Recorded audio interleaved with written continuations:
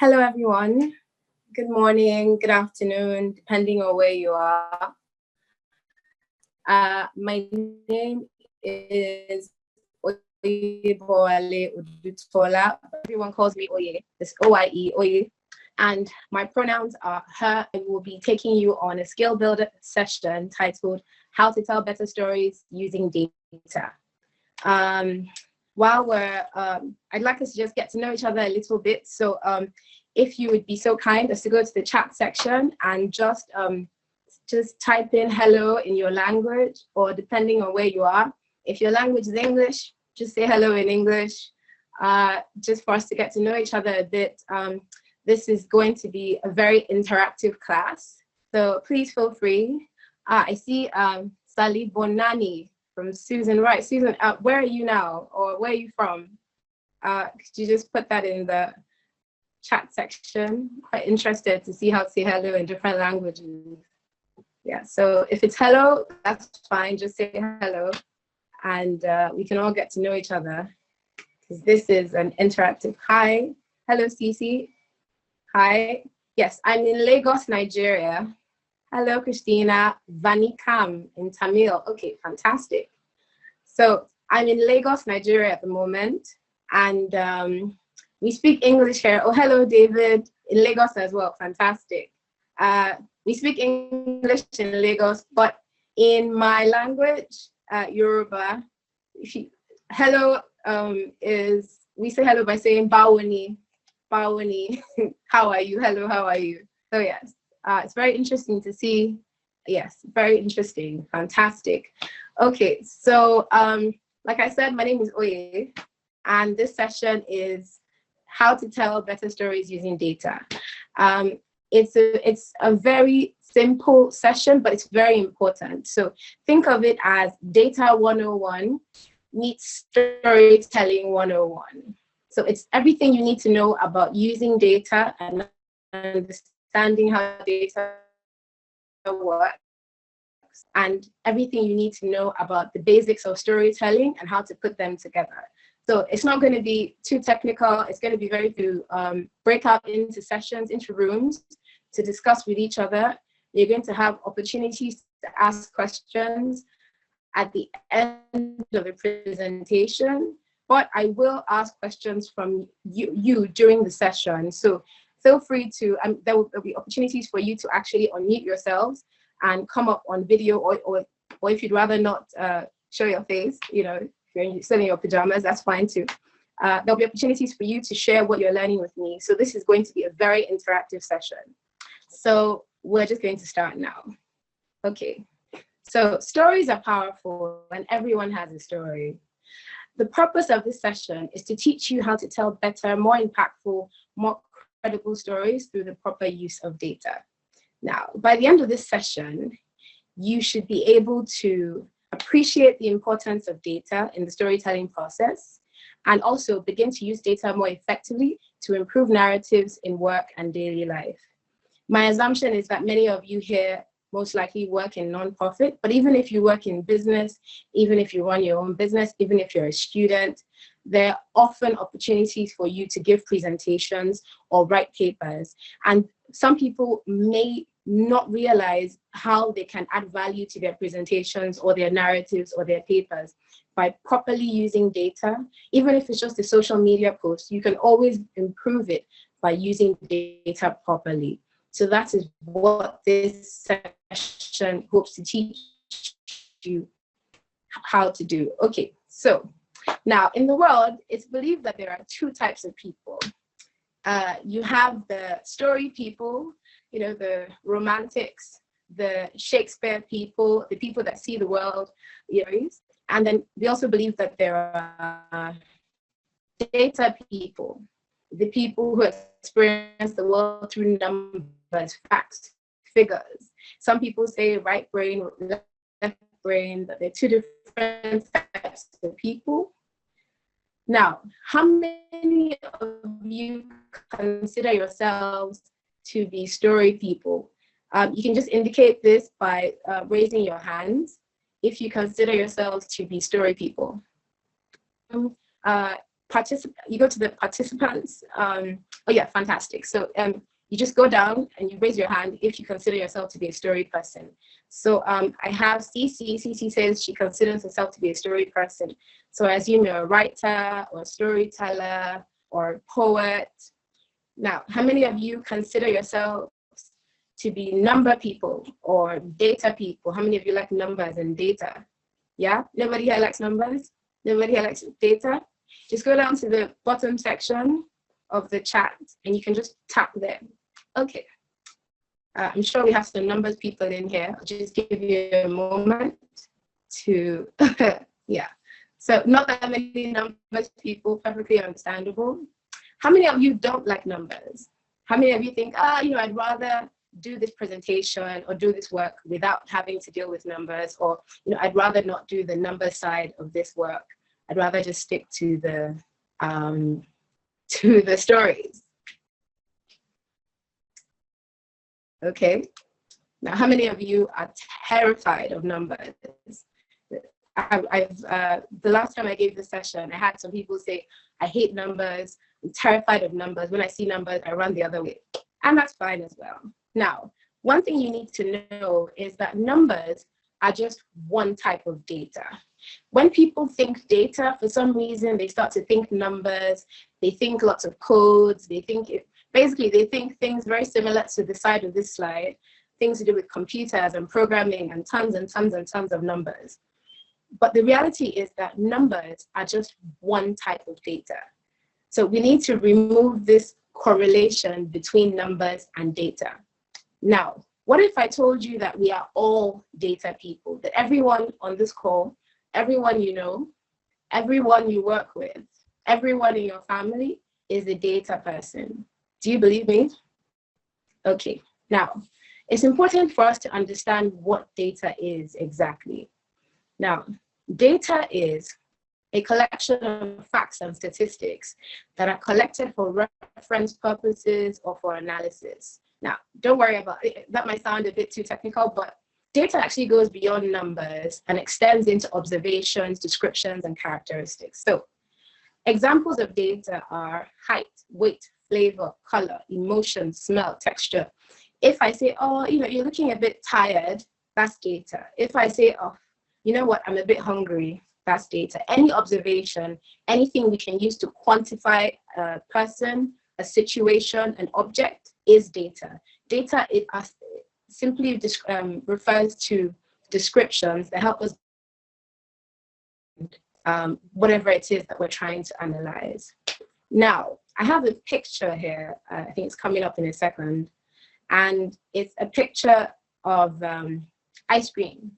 Now, what can you tell me about this ice cream? Now, like I said, this is a very interactive class. So if you look at this picture, there are very many things that you can notice about this ice cream. So if you would just be so kind as to go to the chat section, and please just, oh, fantastic. Oh, I see. So lots of people here are in the middle. There are a little bit of data people, a little bit of story people. Fantastic. I am as well. I consider myself to be half and half data and half the numbers person. Now, if you look at this picture, I'd like you to tell me what you see when you look at this picture. What it is that you've observed about this photo. It might be about the colors, it might be about how it looks, it might be about the situation. Whatever it is that you notice about this, please just put that in the chat box. Hello. Oh, fantastic. Hello, Moyo from Nigeria. Fantastic. Ekaso, good afternoon. Fantastic. Good afternoon to you too. Okay, yummy ice cream, yes. It's not melting yet. It's 3 scoops high. Fantastic. 3 different layers, yes. Yummy ice cream, yes. Actually, I wouldn't mind one of these after this session. A waffle cone, fantastic. It's colorful, yes. Fantastic. These are all data. Everything that you have just mentioned now, everything you've listed, that it's ice cream, it's colorful, it's a waffle cone, this is all data. You have just put together a list of different data. Okay, hello, Enoch from Nigeria, Usap Titi. Good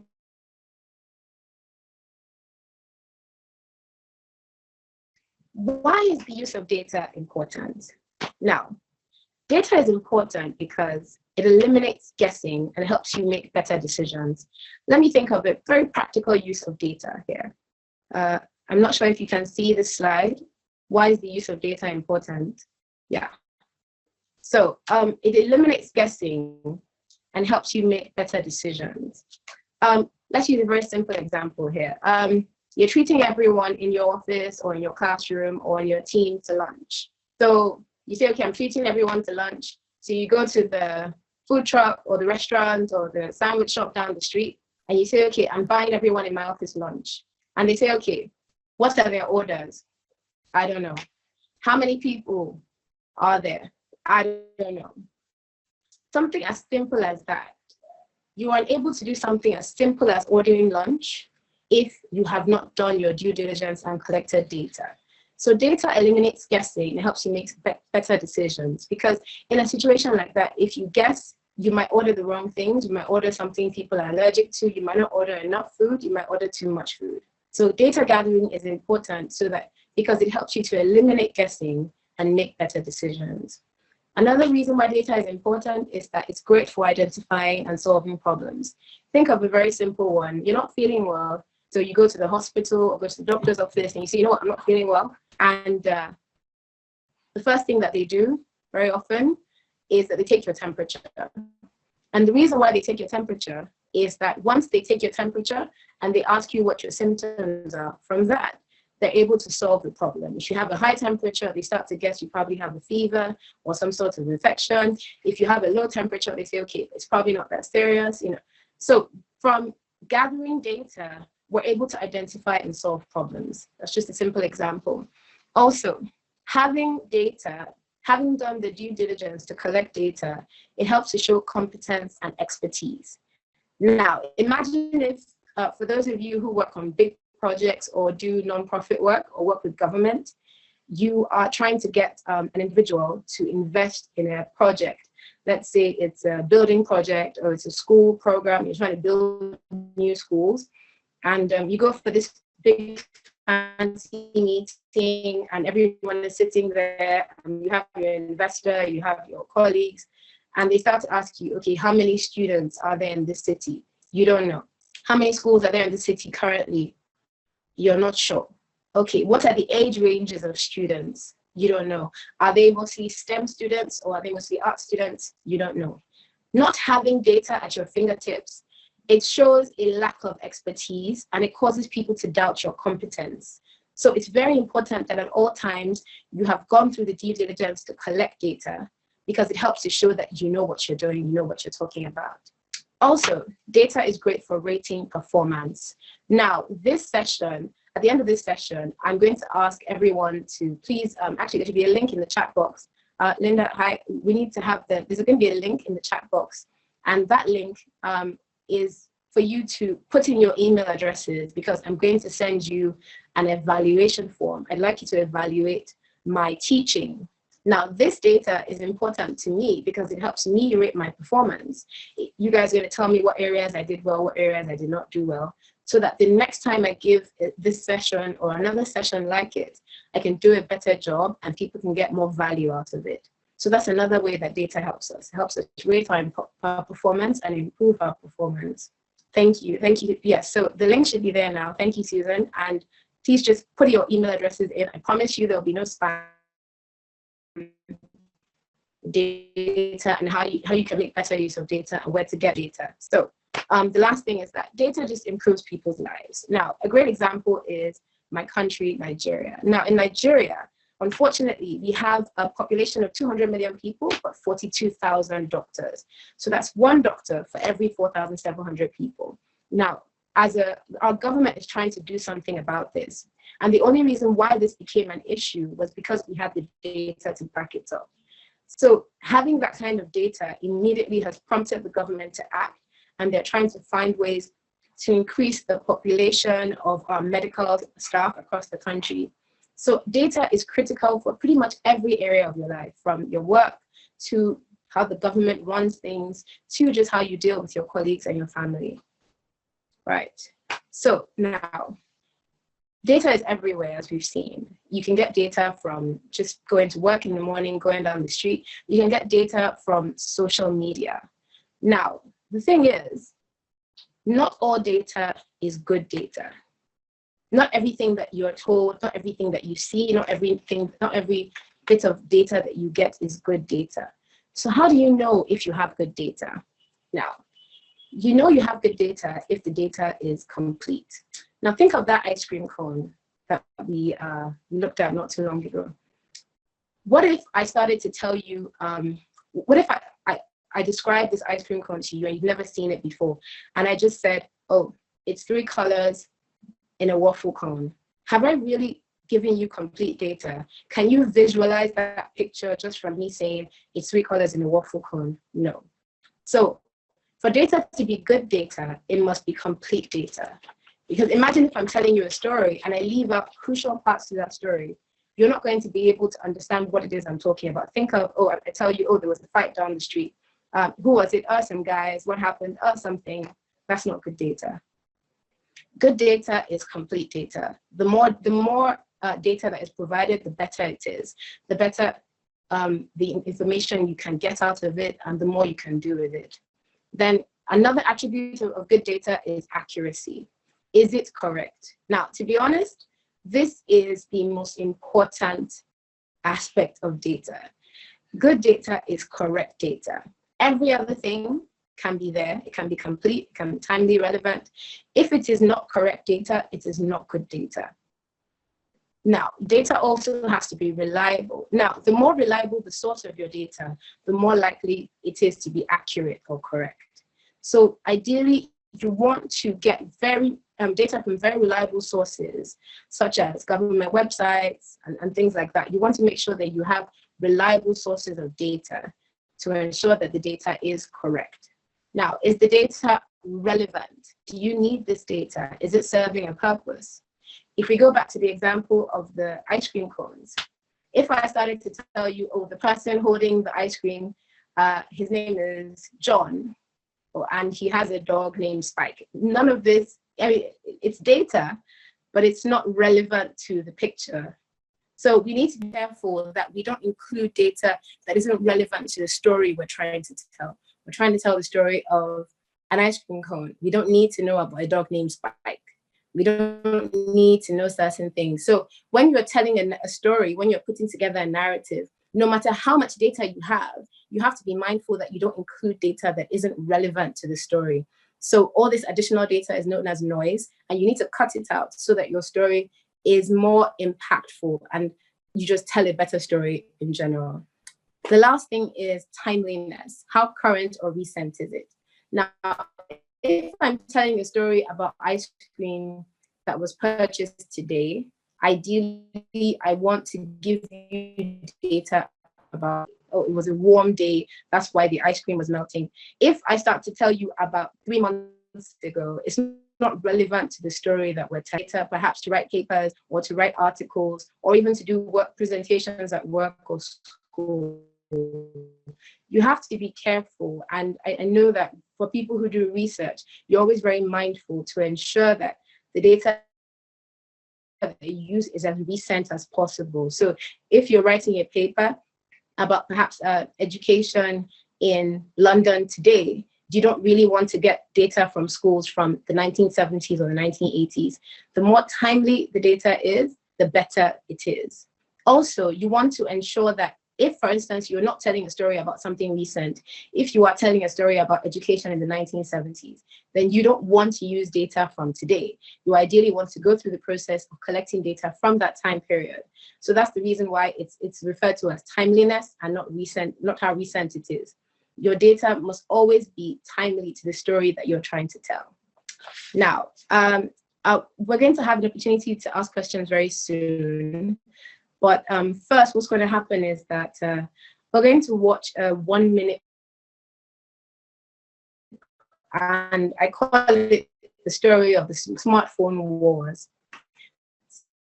It's 1 minute long, and what's going to happen is that as you're watching this news clip, you're going to begin to review the clip. Now, is there enough data? How complete is it? how accurate is this data? How reliable is this data? How relevant is this data? How timely is this data? So you might want to make a note of these 5 points, even though I know that they will be available in the breakout rooms. So what's going to happen now is that you're going to watch this news clip. And once the clip is done, you are going to break out into rooms. So you're going to get to meet your fellow participants. You guys are going to get to say hello to each other and discuss that news clip. And at the end of your breakout session, you're going to come back into the room, and for as many people as we can manage during the time period, you're going to have an opportunity to come out and discuss that news clip and tell me what have improved and what you didn't so much like about it. So Linda, I don't know if we're ready to play that news clip. Yeah, so we're going to watch the news clip and then go into our breakout rooms, and then I'll see you guys back in about 6 to 7 or so minutes. All right.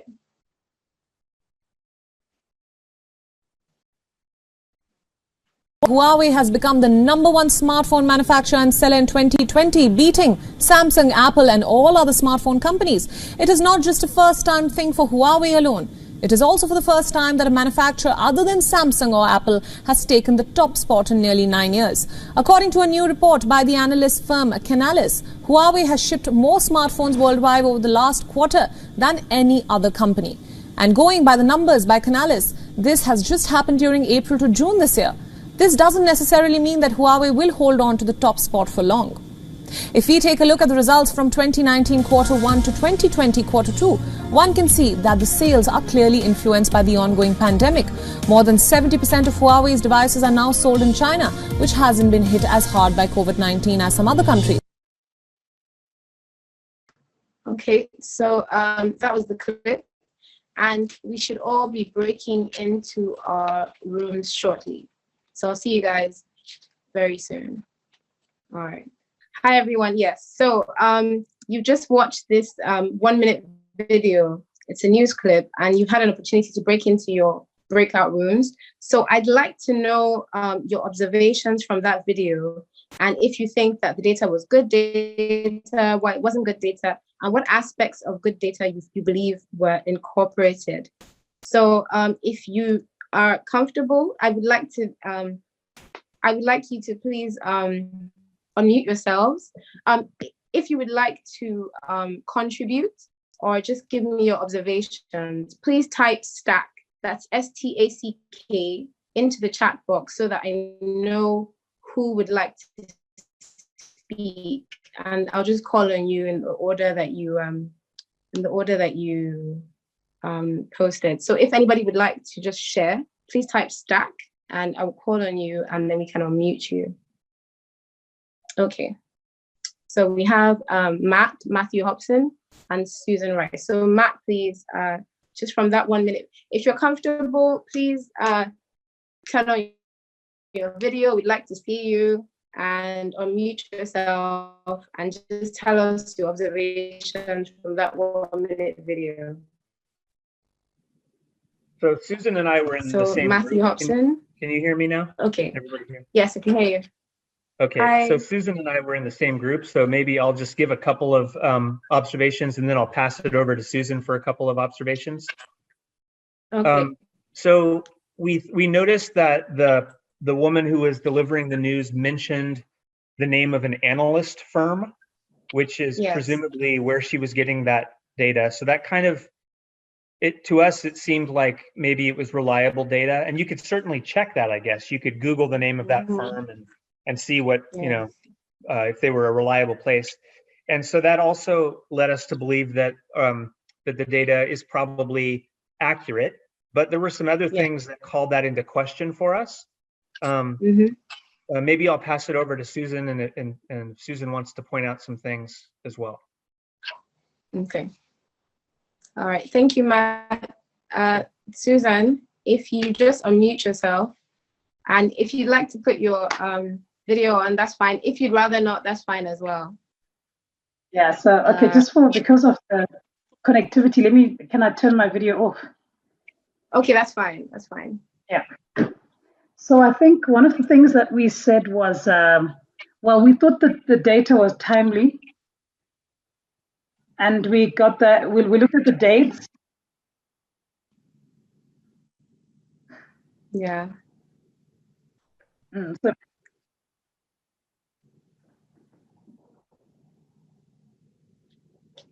hello, Susan. We can't hear you anymore. I'm assuming it's your connectivity again. So we'll just wait for you for a few. Hi, Susan. Hi. Okay. Hello. Yes. Hello. Yes, I can hear you. Oh, okay. So I think one of the things that we were not sure of. Well, we saw Trump there, but we were not sure what his role was. And then I think what we also. And one other thing as well was we were not clear about the audience. So it was very difficult for us to answer the relevance question. Unless we missed it somehow. Because the video was very quick. It was 1 minute. It was a bit, it went too fast. So we were not clear on that. Yes. So it did and I've mentioned that. Okay. And then in terms of completeness, we thought there was quite a lot of data. Yes. Oh. Yes, there was. Okay, so there was quite a lot of data, so we thought it was complete. Yes. Yes. Okay. Great. Would anybody else like to contribute before we just anybody else like to say something about the video? Anybody else? If you'd like to, please just type stack in the chat. If you would like, that's fine. So yes, quite a few very good observations. The first one was there was a video that wasn't quite relevant. So talking about smartphones, and then there's a short clip that shows President Trump. Nothing to do with Smart that was named their Canales. So that is a company that has been has some aspects of not so great data. So relevance, again, there was a video clip that didn't really need to be there. It was also very timely because they did discuss that the data had been collected between Q1 2019 and Q2 2020. And the report came out in June of this year. So still quite recent, still quite relevant. And completeness, was there enough data? I mean, I don't think there was anything about the smartphone business within that time period that wasn't. Oh, Susan, you can't hear me. Oh, I'm so sorry. If you are having trouble hearing me, please put that in the chat box. Let me just know how many people are having trouble hearing me. Oh, okay. Can everyone hear me? If you're having trouble hearing me, please let me know. Oh, I broke up for a moment. Okay. Oh, it drags for. Oh, I'm so sorry about that. Right now, I'm in Lagos, and everyone in Nigeria is working from home. So we're all putting a lot of pressure on internet services during work hours, and it's Wednesday afternoon. So everyone is online. So I apologize for the lag. I apologize if the internet is breaking. Yes, everybody in Lagos is working from home. Yes. So it's just something. So sorry about that. But I still hope that you've been able to hear me and see me enough to understand what I've been saying. Okay, so yes. Oye, perhaps if you cut your video. Sorry. Thank you. That might help.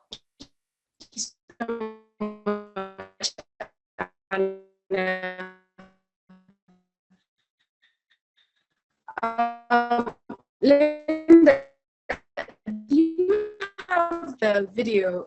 Do you have the, so I can do that. Let me stop the video. Okay, hi everyone. So I'm cutting my video, see my screen. So can you see my screen? I'm sharing my screen. Okay. Okay. So what's going to happen is that Linda is going to put up the presentation on her end. So we're just going to give it a few seconds. And she's going to do that right. Okay. Fantastic. Okay, it seems better. Fantastic. Thank you. Okay. All right. Thank you, Moyo.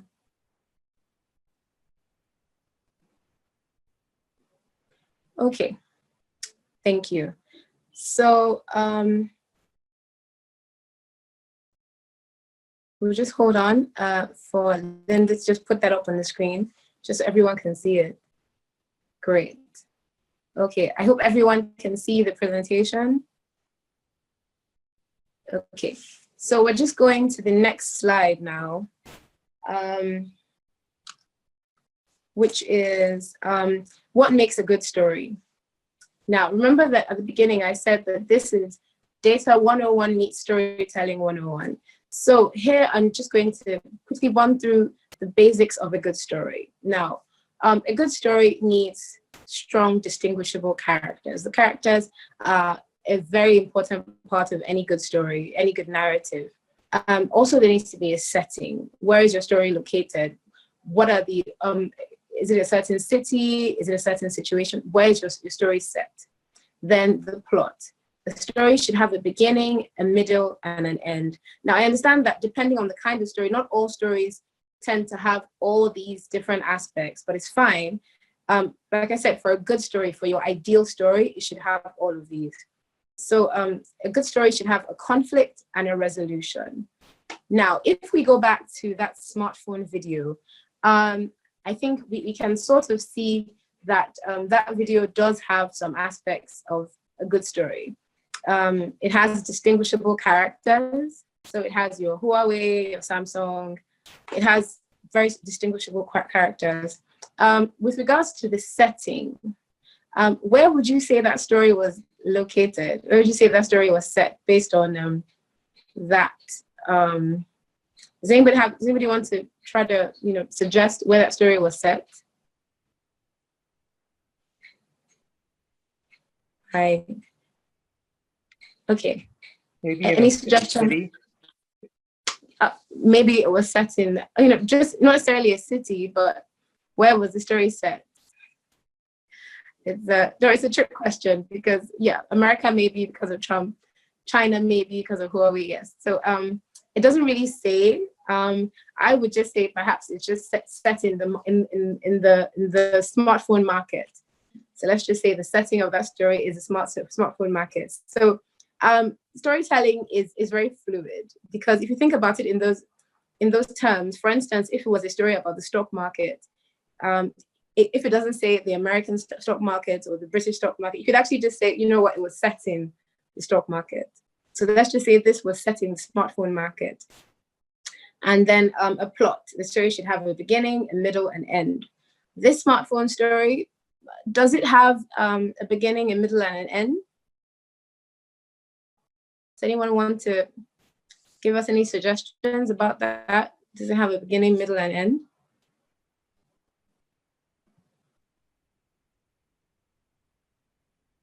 Hey, this is Matt. Can you guys hear me? You can write that in the chat box if you'd like, or not. But yeah, 1-minute video clip. Does everyone notice? Yes. Hello. Okay. Oh, so Matt, yeah, it does because, and I'd have to watch it again to really answer this clearly. But the way that the data was, the way that the data was delivered, like it wasn't just randomly delivered. It seemed to kind of flow together. So there, I think there was a structure to it. Fantastic, yes. And then a conflict and a resolution. So the conflict here clearly was who is the biggest in the smartphone market right now? And the resolution was that it's Huawei. So yeah, so this is just one of those aspects of a good story. Now, because we're running a little behind, we had actually intended for everyone to break our rooms again, but we're not going to do that. So instead, we're just going to move forward to just go forward to the importance of credible data. Now, we all know that good data makes good stories. And if you do not have good data, you run the risk of putting out fake news. Now, this term fake news, we hear it a lot right now. It's very prevalent. People keep saying, oh, this is fake news, that is fake news. And in some situations, you really do have people who have gone out and are putting out false information into the should I say, the news stream or on social media. But more often, what actually happens is that people are sharing unverified information. So you see a photo, someone says this photo gives you a background to the story. Without confirming, you share it. And then that story gets shared and it snowballs because nobody's doing any sort of fact checking. And all of a sudden you have something in the news that isn't true. We see this a lot with social media because of the way social media is right now. It's very easy for people to just put information out there. There's not much of a process behind it. It's very easy to put information out. So because of that, we see people putting out unverified information very quickly. So how do you ensure that your data remains credible? Linda, if you could just,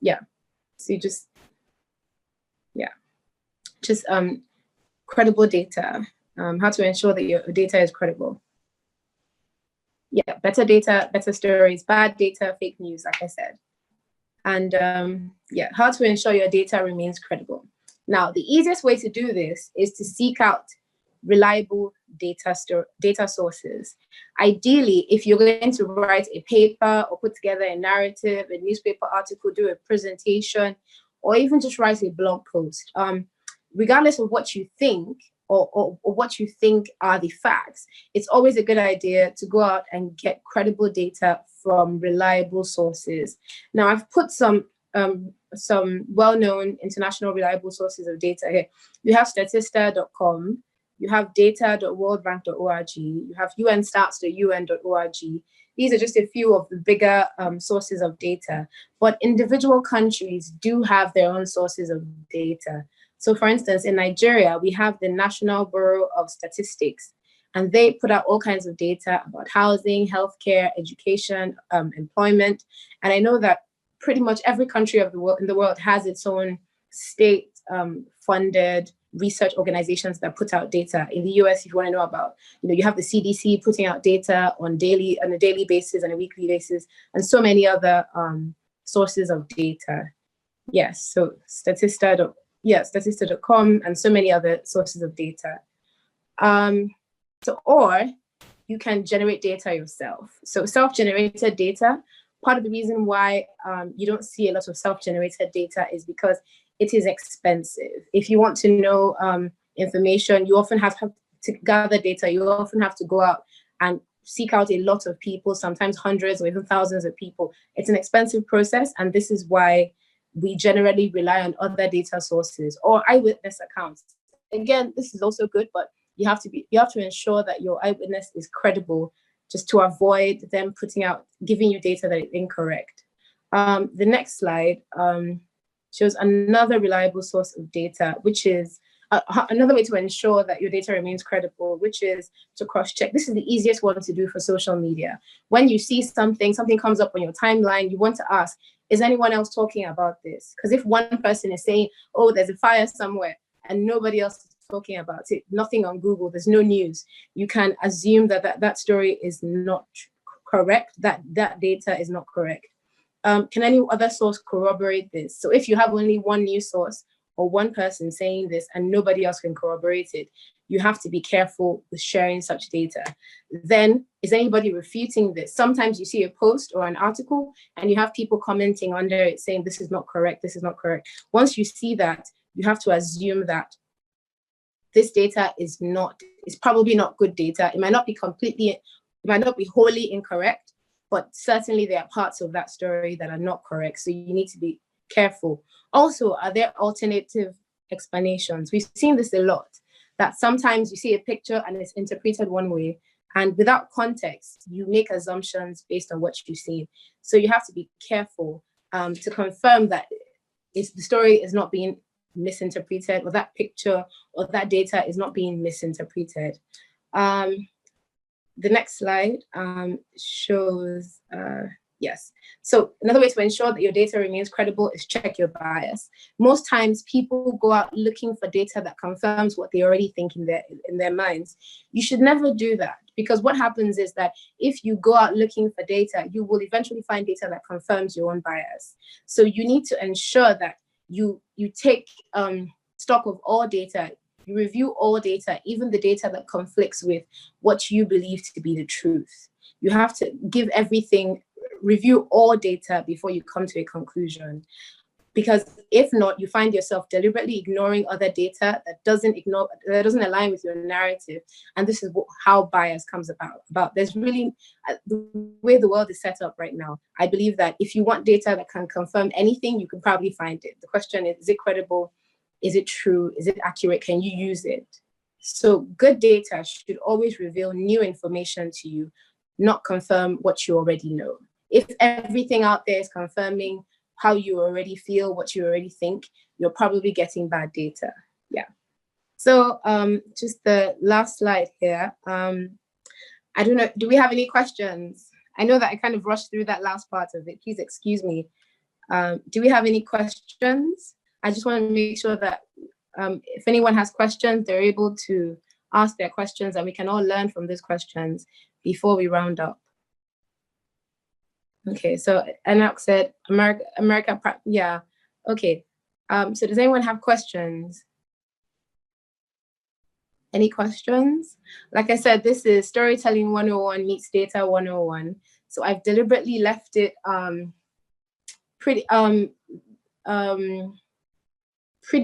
easy to, a good and easy introduction to the world of data, and a good and easy introduction is the world of credible storytelling.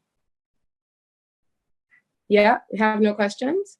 That's fine, because we're actually fantastic, we understand. Yeah, fantastic. Okay, so we don't have any more questions. I think we are about to round up on this session. I know we have, Linda, how did we do with time?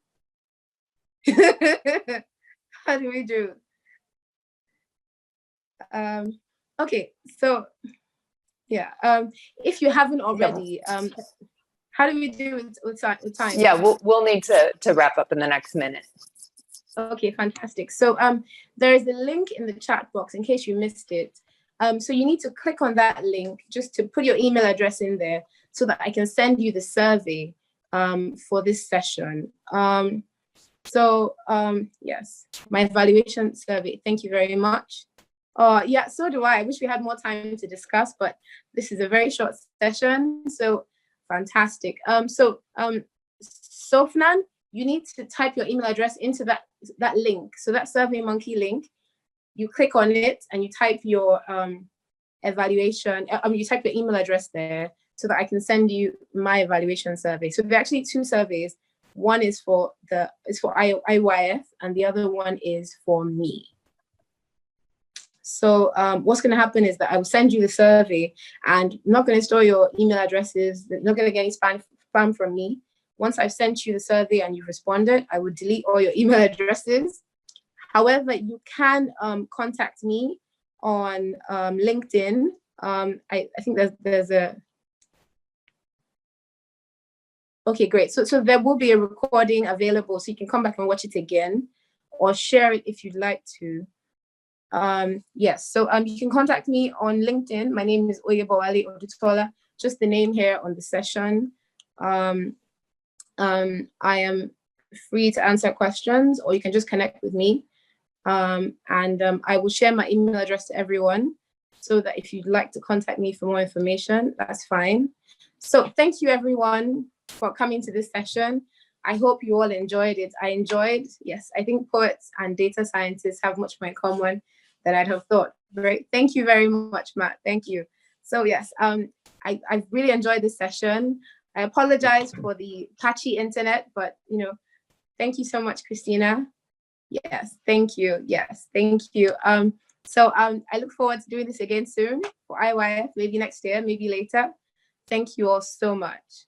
So we have to go now. And thank you, Linda. Please, Linda's been fantastic in the background. When my internet was patchy, she saved the day.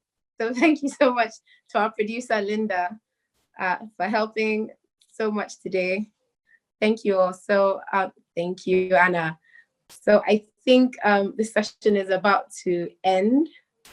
Thank you, everyone. And enjoy the summit. I know there's still many more sessions for you to attend. All right.